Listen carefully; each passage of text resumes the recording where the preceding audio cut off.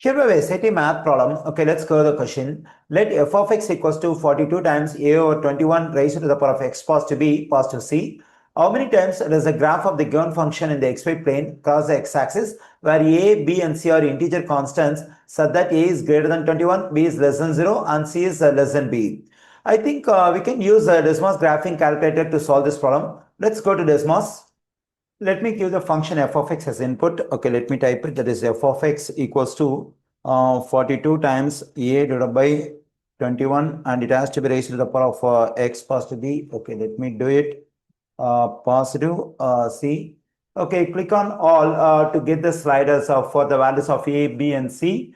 Okay, we know that all the three constants a, b and c are integers, and we know that a is greater than 21. Since a is greater than 21 and it also an integer, we can 22 as the minimum value for a, because 22 is the first integer which is greater than 21. So we can fix 22 as the minimum value for a, and the maximum can be anything greater than 22, and also it has to be an integer. So let me choose 30 as the maximum value for a. Now let's do the same thing for b. B is also an integer. We know that b is less than 0. So the first integer value which is less than 0 is -1. So we can take that -1 as the maximum value for b. And the minimum value of b can be anything. It has to be an integer and also less than -1. So we can choose -10 as the minimum value for b.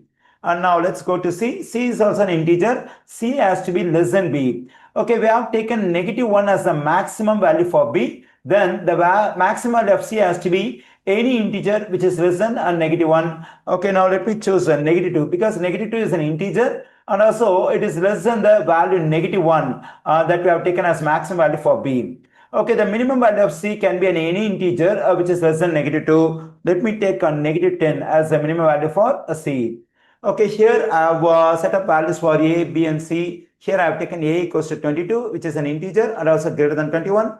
And here I have taken b equals to -1, which is an integer and also less than 0. And I have taken c equals to -2, which is an integer and less than the integer value I have taken for b, because c has to be less than b.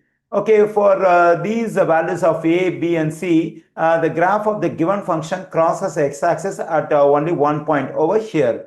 What if I change the values for the constants a, b and c? Okay, now let me choose a different value for a, such that it is an integer and also greater than 21. Okay, let me take some value like 24 for a. Let me choose it. Okay, here I have taken a equals to 24. 24 is an integer and also it is greater than 21. Let me choose some different value for b, it has to be less than 0 and also it has to be an integer. Okay, here I have taken -2 as value for b. -2 is an integer and also it's less than 0, because the value of b has to be an integer and less than 0, and the value of c has to be an integer, but it has to be less than b. Okay, now let me choose some other different value for c. Okay, here I have taken c equals to -6. It is an integer and also it's less than the value -2 that we have taken for b. Okay, the values I have taken for the constants a, b and c over here are integers, and all the values over here meet the given condition. Okay, even when I choose the different values for a, b and c with the given conditions, the graph of the given function f of x crosses the x-axis at only one point. Okay, let's go to the original question.